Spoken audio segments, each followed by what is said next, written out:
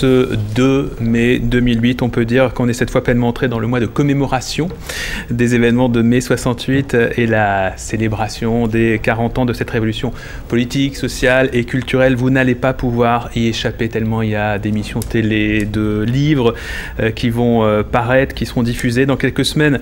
Vous n'aurez donc plus d'excuses si vous n'êtes pas devenus des spécialistes de mai 68. Et parmi les publications, il y a une BD particulièrement bien faite, pédagogique, dont les auteurs sont sur ce plateau. Voilà, mai 68, histoire d'un printemps. Arnaud Bureau, scénariste, bonjour, historien de formation, oui, spécialiste de mai 68, on peut le dire, et Alexandre France, bonjour. Bonjour, Alexandre Franc, confondé avec Anatole. Ah oui, je pensais que vous étiez de la famille. Franc, pardon. Alexandre Franc, dessinateur. C'est donc vous qui avez réalisé tous les dessins, qui sont très bien faits en plus. J'aime beaucoup ce style. C'est donc une bande dessinée qu'on peut qualifier de bande dessinée historique. Oui, tout à fait. Le sujet est historique et l'idée de l'album, c'est de raconter les événements de mai 68 de façon tout à fait crédible et objective.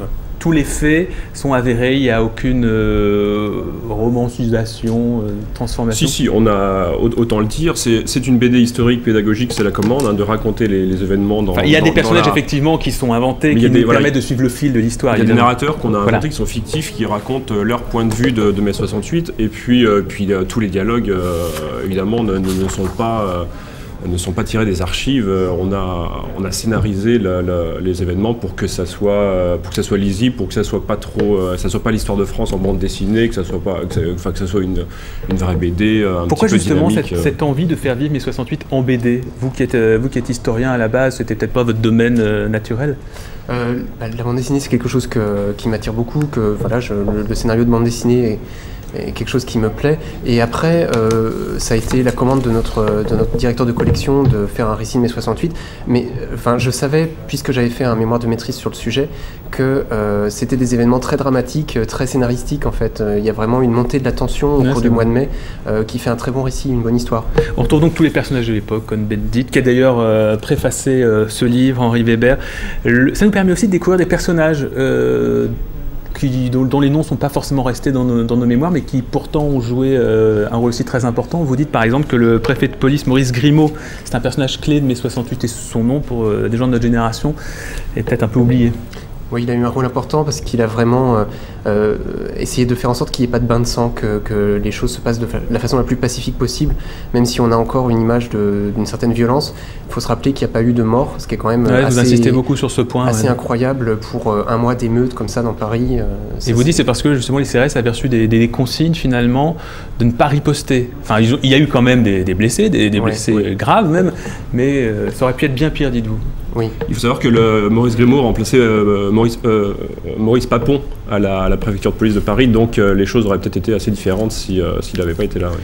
Chose intéressante aussi, qui est peut-être un petit peu oubliée avec les 40 ans qui sont passés, c'est le fait qu'au départ, les différents mouvements gauchistes sont assez divisés sur le comportement adopté, notamment les maoïstes qui ne veulent pas suivre du tout au début. Oui, tout à fait. Ce qui s'est passé en fait, c'est que les groupuscules n'arrivaient pas à fédérer les étudiants derrière leur mot d'ordre politique qui était très extrême. Et simplement, c'est un enchaînement d'événements, l'intervention de la police au sein de la Sorbonne, la condamnation et la prison ferme de certains étudiants, qui a fait que la masse des étudiants s'est rassemblée et s'est solidarisée, mais pas forcément sur des objectifs politiques très précis, c'était plutôt un mouvement générationnel en fait. Vous montrez aussi comment le Parti communiste est très réticent à ce mouvement de protestation estudiantine à la base. Oui, parce que les groupuscules gauchistes sont aussi opposés au système capitaliste, on va dire, qu'au système soviétique, qui considère comme bureaucratique et en plus trop arrangeant avec le bloc de l'Ouest. Eux veulent vraiment faire la révolution et le Parti communiste français, c'est leur ennemi juré en fait. Est-ce que vous avez eu, et là je vais peut-être me tourner plutôt vers Arnaud, puisque vous, le sujet, vous le connaissiez déjà avant, vers Alexandre, pardon, parce que ce sujet, vous le connaissiez déjà avant de faire ce livre. Alexandre, vous, est-ce que vous avez été surpris de ce scénario que vous avez eu à mettre en image? Est-ce qu'il y a des événements, des choses qui vous ont vraiment étonné? C'est-à-dire surtout quand je l'ai lu, en fait, quand j'ai lu le scénario d'Arnaud, j'ai été étonné que ça fasse un si bon scénario de BD. C'est-à-dire qu'on avait vraiment là déjà des personnages qui existaient, il y il y avait des anecdotes, il y avait c'était assez picaresque dans le fil des événements, et c'est pour ça que faire une BD avec toute cette matière historique, c'était pas du tout, on pouvait faire quelque chose de pas si ennuyeux que ça, et oui, qui se prêtait bien à ça. Ouais. Qu'est-ce qui reste selon vous aujourd'hui de mai 68? C'est une question un peu bateau, mais vu que vous avez plongé dans le sujet et que c'est un peu la question qui va occuper tout le monde pendant un mois. Ce que disent les vétérans, en tout cas les poilus des barricades, comme dit Cabu, hein, c'est que là, ils ont échoué en politique, mais ils ont réussi en société, et il reste la façon dont on vit aujourd'hui, je pense. Oui, la libéralisation des mœurs, même si mai 68 n'a pas fait tout seul, la société française était déjà en train d'évoluer. En 67, la pilule avait été introduite en France, mais c'est certain que mai 68 a cristallisé en fait un changement de société vers des mœurs plus libres.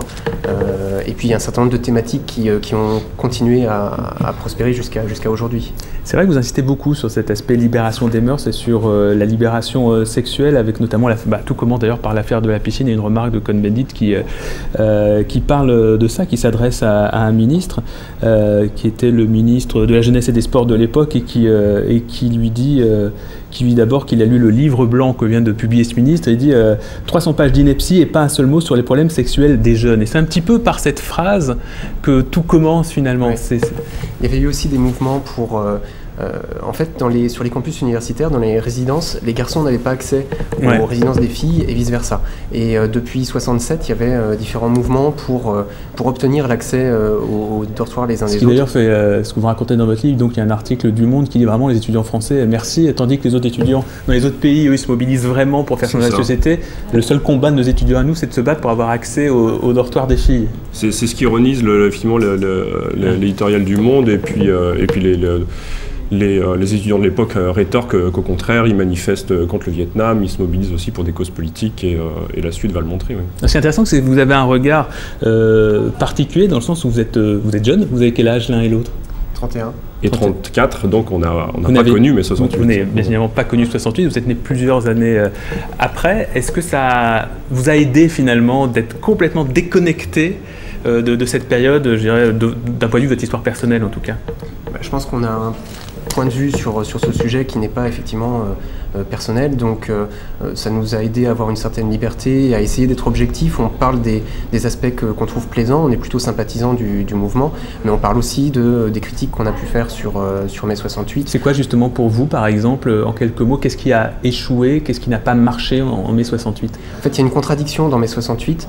D'une part, il y a le côté lutte collective, avec notamment les groupuscules qui ont un discours très révolutionnaire, et puis d'autre part, il y a le côté plus anard, plus vivre sans temps mort, jouir sans entrave. Les deux sont contradictoires, il y a le côté collectif, le côté individualiste. C'est sûr que la société d'aujourd'hui est plus individualiste et que le combat collectif a sans doute un peu perdu. Donc voilà, on peut dire que s'il y avait un échec, ce serait cet aspect-là. Les groupuscules qui se battaient pour la lutte collective, finalement cet aspect-là n'a pas perduré. Et un dernier mot pour conclure, votre avis personnel, lorsque les bienfaits de mai 68 sont remis en cause par Nicolas Sarkozy, est-ce que c'est un message que vous comprenez, Alexandre? Non, parce que comme dit Cohn-Bendit, Sarkozy est le premier à profiter du changement de société qui s'est opéré en 68. Et puis de toute façon, notamment il y a les divorces. C'est ça, la famille recomposée. Il n'y a pas de retour en arrière possible. Merci beaucoup en tout cas d'avoir été avec nous ce matin. Je rappelle le titre de ce livre qui est vraiment très bien fait. Franchement, on apprend beaucoup de choses. C'est un excellent résumé. Et puis, c'est pas juste un résumé. On se replonge dans des détails, je vous dis, qui étaient soit inconnus, soit oubliés. Alexandre Franc pour le dessin, Arnaud Bureau pour le scénario. Merci d'avoir été avec nous. Merci.